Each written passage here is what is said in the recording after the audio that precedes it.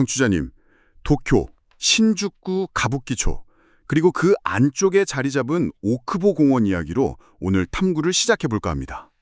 최근에 정말 소셜미디어나 다큐멘터리에서 아주 많이 거론되는 장소죠. 네, 맞아요. 해가 지기도 전인데 이른 오후부터 아주 기묘한 풍경이 펼쳐지거든요. 한 1m에서 2m 정도, 아주 일정한 간격을 두고 젊은 여성들이 공원 주변에 길게 줄지어 서 있어요. 마치 무슨 보이지 않는 규칙이라도 있는 것처럼요. 그렇죠. 다들 묵묵히 스마트폰만 내려다보고 있습니다. 그러다가 배낭을 맨 외국인 관광객들이나 중장년 남성들이 다가가면 조용히 무언가를 흥정하고 사라지는 풍경이 반복되죠. 이게 바로 최근 몇 년 사이 일본의 가장 심각한 사회 현상으로 떠오른 그 타칭보라는 길거리 성매매 여성들의 모습입니다. 타침보요? 과거에는 보통 야쿠자 같은 범죄 조직이 음지에서 조종하는 형태가 익숙하잖아요. 네, 예전엔 그랬죠. 그런데 지금 오크보 공원의 가장 큰 특징은 이 젊은 여성들이 마치 1인 기업이나 개인 사업자처럼 직접 거리에 나와서 손님을 기다리고 가격을 흥정한다는 겁니다. 와, 진짜 충격적이긴 하네요.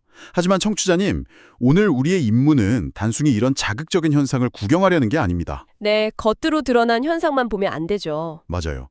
한때 세계 2위의 경제대국이었던 일본이 어쩌다가 가장 취약한 청년들을 이렇게 네온 사인 빛나는 거리로 내몰게 되었는지, 그 이면에 얽혀있는 역사적이고 경제적인 톱니바퀴를 아주 깊이 파헤쳐 보겠습니다. 아주 중요한 접근입니다.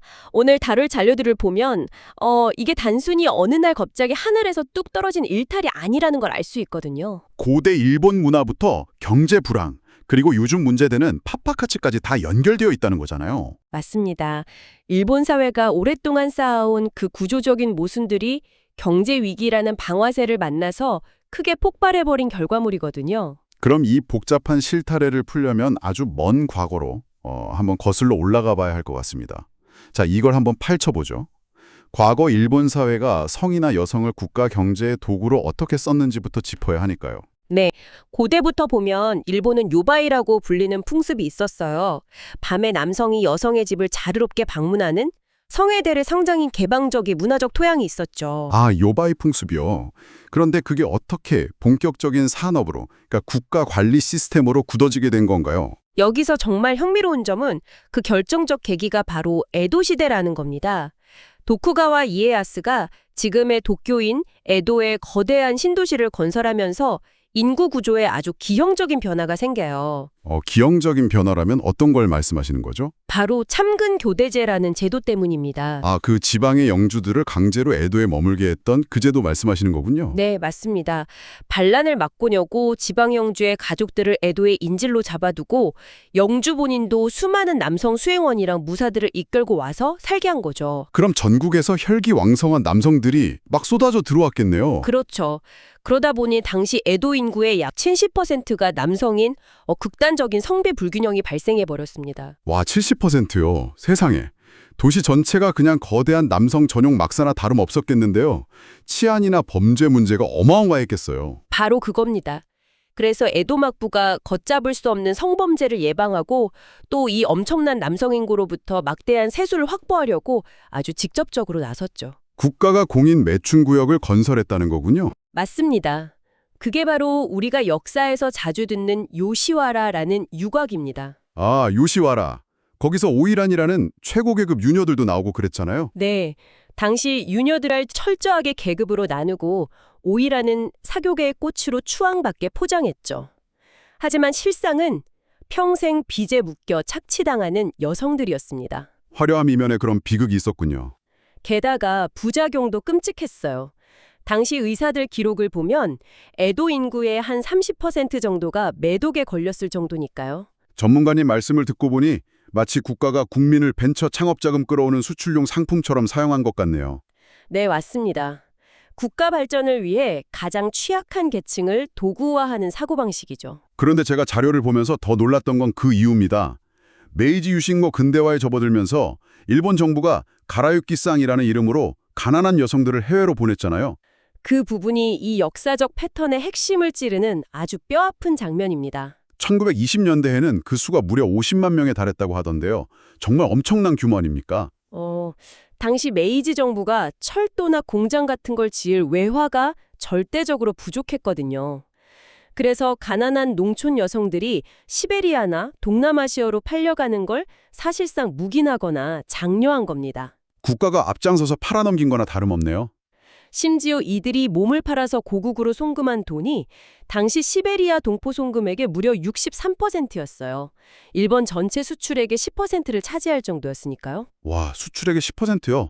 경제에 아주 큰 축을 담당했네요. 네, 그래서 정부가 처음에는 이들을 구국의 황색여군이라고 막 치켜 세웠습니다. 구국의 황색여군요.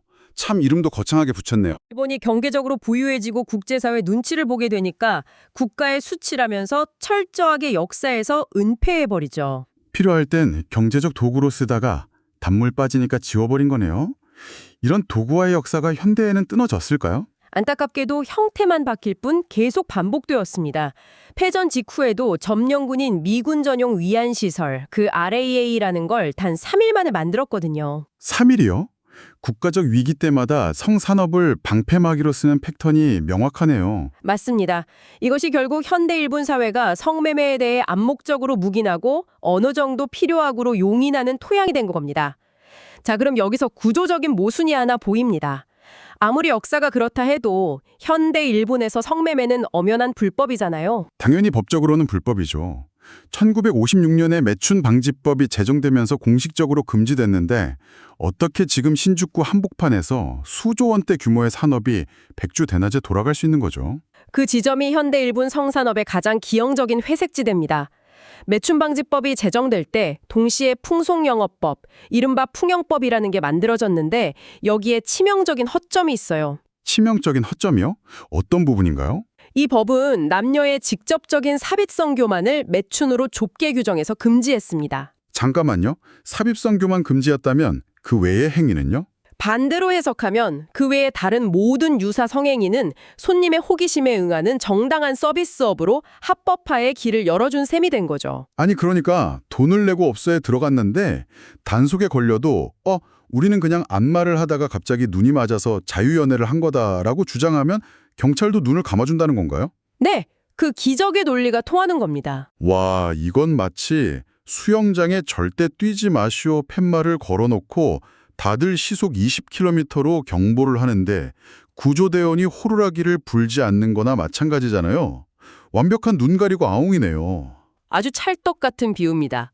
이 애매한 법망 덕분에 소프랜드 같은 유흥업소들이 자유연애나 마사지에 탈을 씌고 아주 당당하게 영업을 하는 거죠.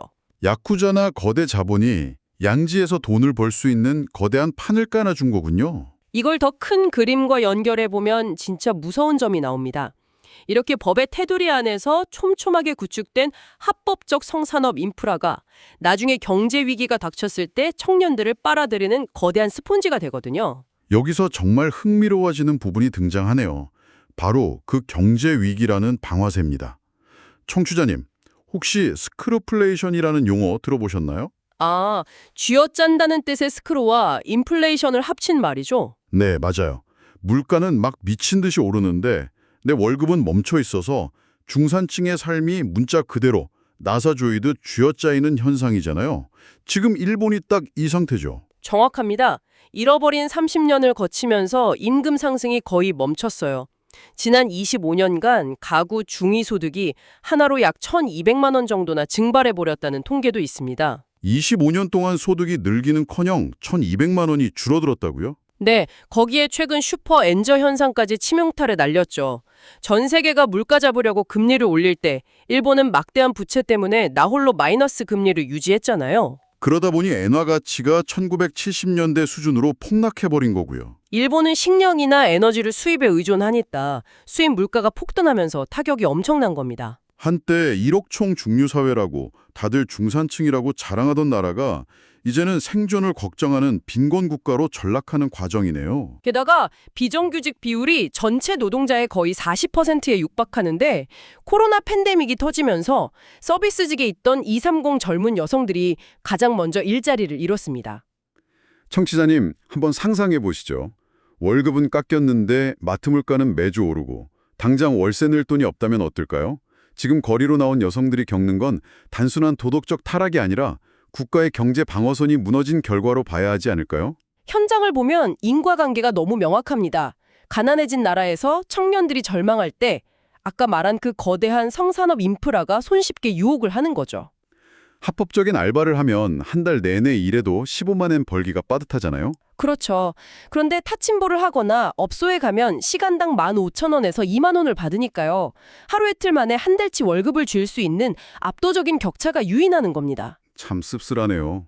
최근에 이런 압박 때문에 청년들이 어둠의 알바, 그 야미바이토라고 부르는 강도나 보이스피싱에까지 가담하고 있다면서요? 네, 빈곤이 청년들을 성산업과 범죄, 양쪽으로 매몰차게 밀어놓고 있는 상황입니다. 월세와 식비 때문에 벼랑 끝으로 몰린다면 그럴 수 있겠다는 생각은 듭니다.